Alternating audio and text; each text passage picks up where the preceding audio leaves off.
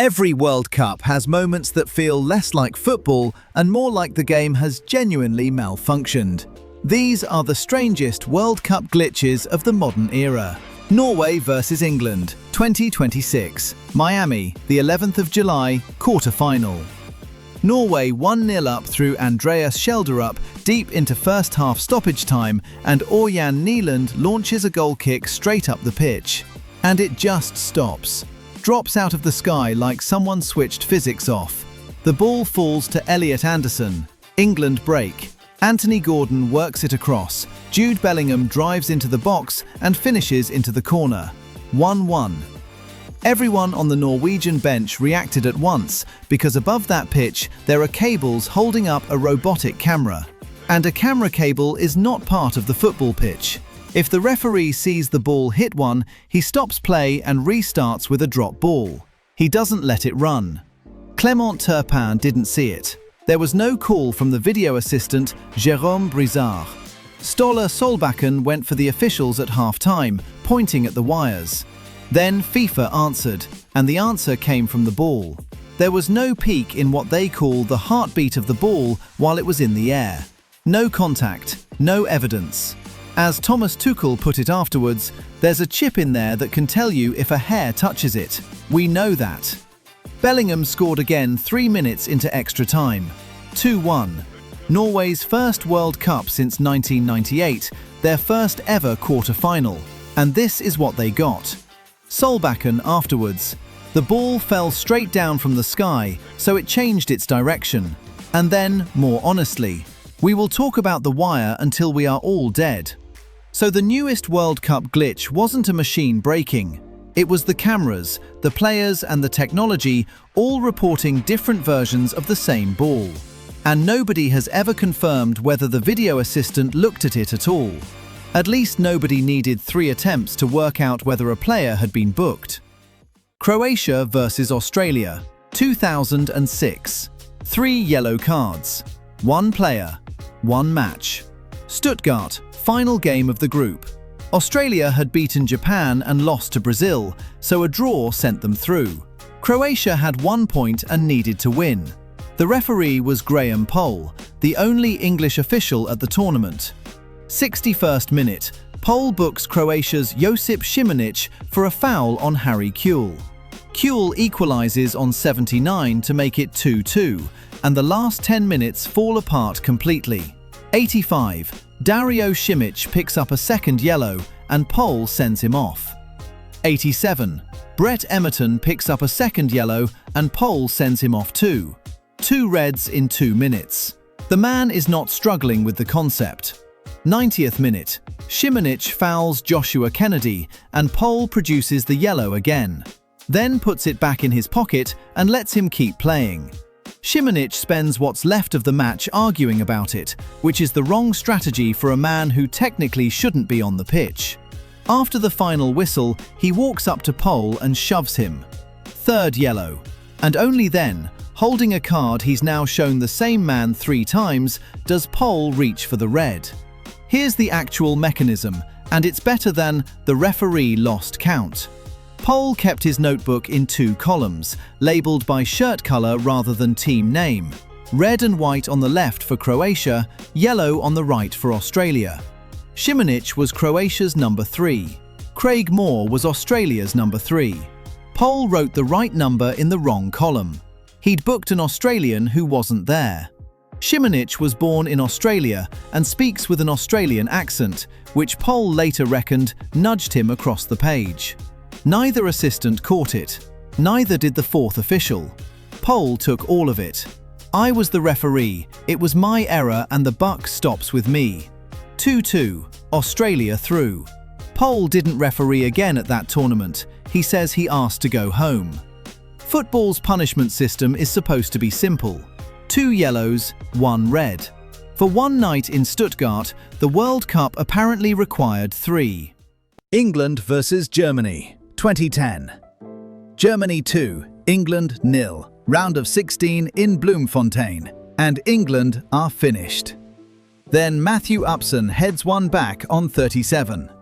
1 minute later, 1. Frank Lampard spots Manuel Neuer off his line and hits it from 25 yards. Underside of the bar, straight down, 50 centimeters behind the line and back out. Everybody celebrates. The bench celebrates. Guy Mowbray is already shouting on the BBC that it's surely crossed. Jorge Larionda waves play on. Two people in that stadium didn't see it, Larionda and his assistant Maurizio Espinosa. It wasn't marginal, it was half a meter. It was 2-2. Officially, it was 2-1. Germany won 4-1, but England had no moral ground whatsoever. 1966 World Cup final, same two countries. Jeff Hurst hits the underside of the bar, the ball drops on the line, and it's given.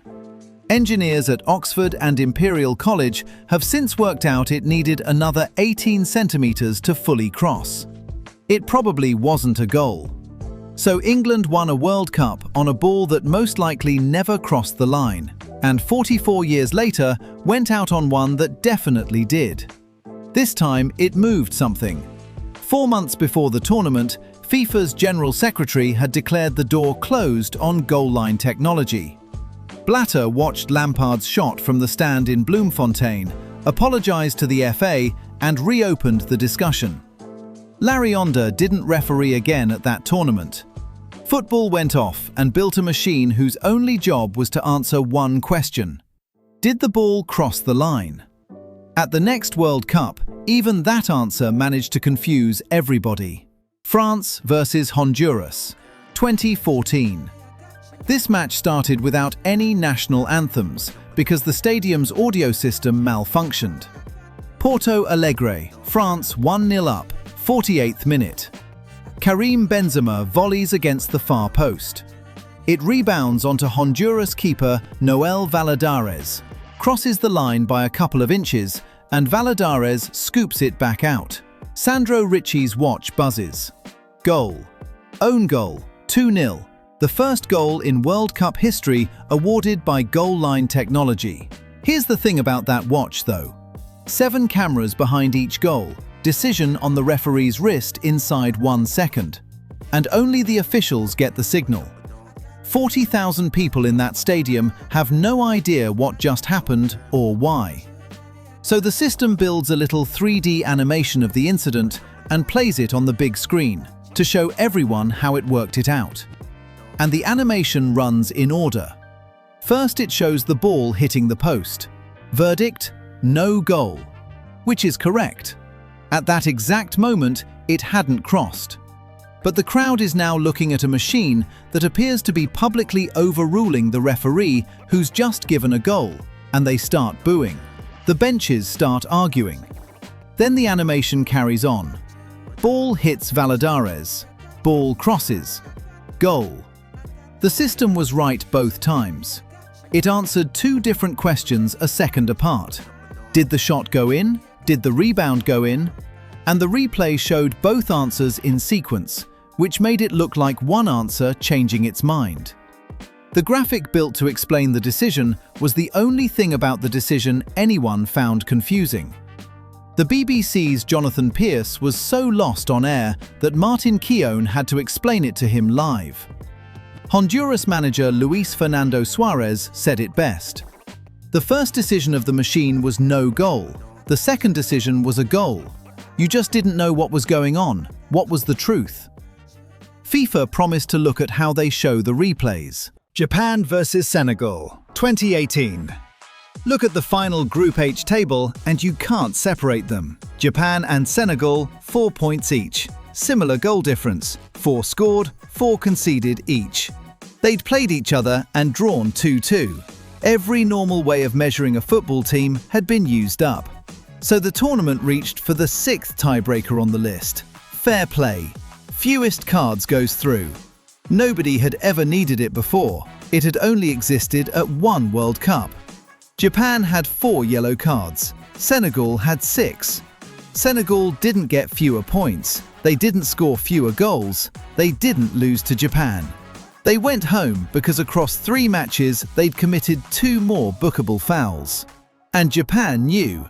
Losing 0-1 to Poland, they spent the closing minutes passing it sideways with no intention of doing anything, because Colombia were beating Senegal and a 0-1 defeat was enough. It was a real gamble. One Senegal equalizer and Japan were out instead.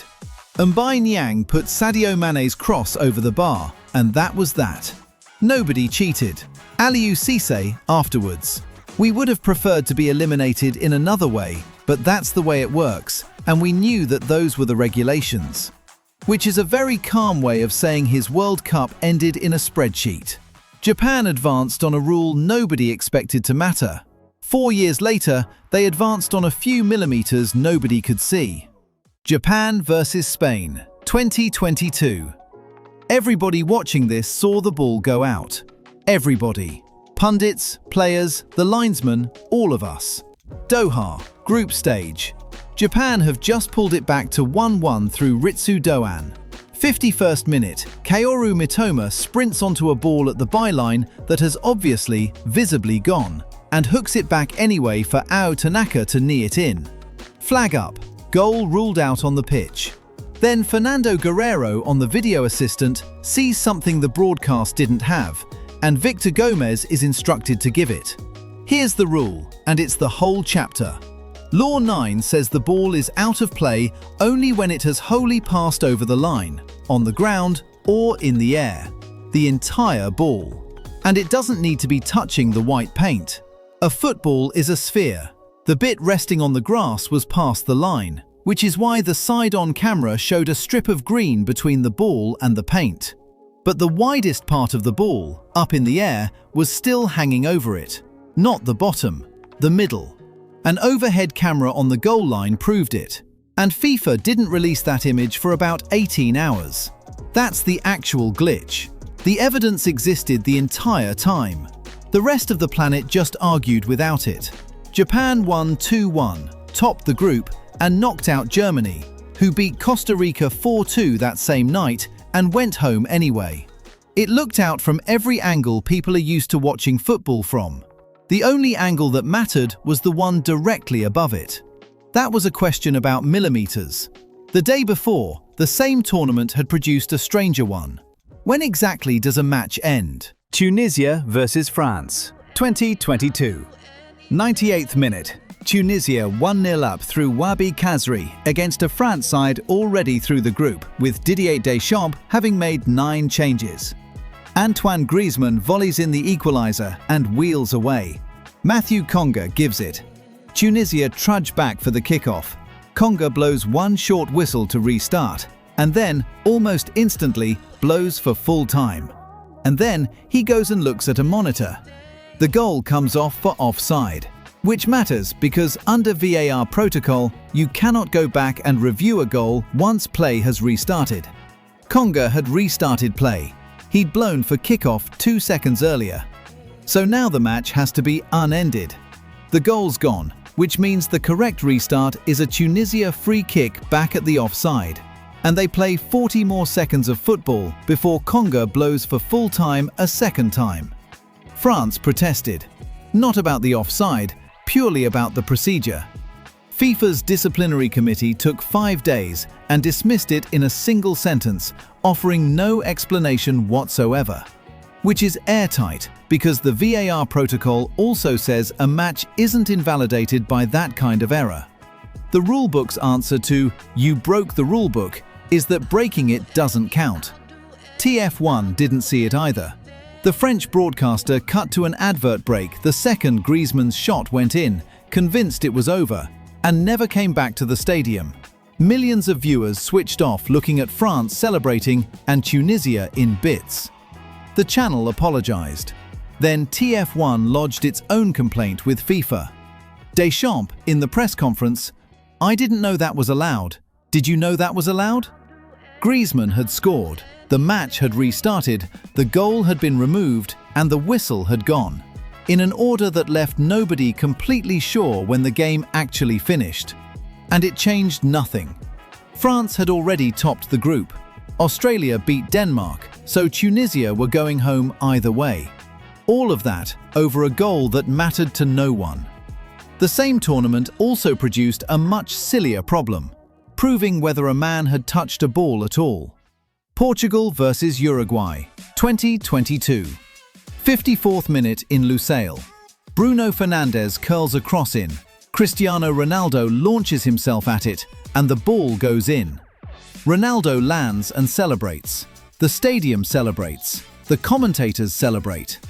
FIFA gave the goal to Fernandes, because the sensor inside the ball recorded no contact from Ronaldo. None. The best part is that Fernandes himself didn't believe it. The feeling I had was that Cristiano touched the ball. I was passing the ball to him. Fernando Santos laughed the question off entirely. It would have been Ronaldo's 9th World Cup goal, drawing him level with Eusebio. Ronaldo did not speak to reporters.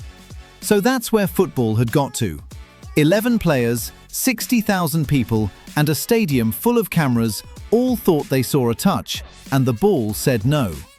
4 years later, that same technology went the other way, and it cost somebody a World Cup. Portugal vs Croatia, 2026. Toronto, 2nd of July, round of 32. And this one is chaos before we even get to the glitch. Perisic puts Croatia ahead. Ronaldo levels from a penalty, his first ever World Cup knockout goal. 4 minutes into stoppage time, substitute Goncalo Ramos heads Rafael Leão's cross into the top corner. 2-1 Portugal. Then, 12 minutes into added time, Croatia throw one last ball into the box. Igor Matanovic goes up for the flick and misses it. You can see him miss it. The ball runs through to Mario Pasalic, and Pasalic's touch drops it to Joško Gvardiol, who smashes it in from close range. 2-2. Pandemonium. Except the ball said Matanovic touched it. Just about. Off his hair. And that changes everything, because offside is judged from the moment a teammate last plays the ball. If Matanovic misses, Pasalic is fine. If Matanovic grazes it, it's offside. And at that instant, Pasalic is offside. The touch was invisible on every replay Fox had. In any previous World Cup, it's a goal. Espen Eskås went to the monitor and ruled it out. Luka Modric's last World Cup finished because a football felt a hair. Roberto Martinez shrugged and said the chip showed a touch, so there was nothing to discuss. Zlatko Dalic said VAR had ruined the spirit of the game. So, on the 2nd of July in Toronto, the ball detected a single strand of hair and eliminated Croatia. 9 days later in Miami, the same ball couldn't feel a steel cable. That's the list. Drop the one I missed in the comments and tell me which of these was an actual glitch and which one football somehow got right. See you in the next one.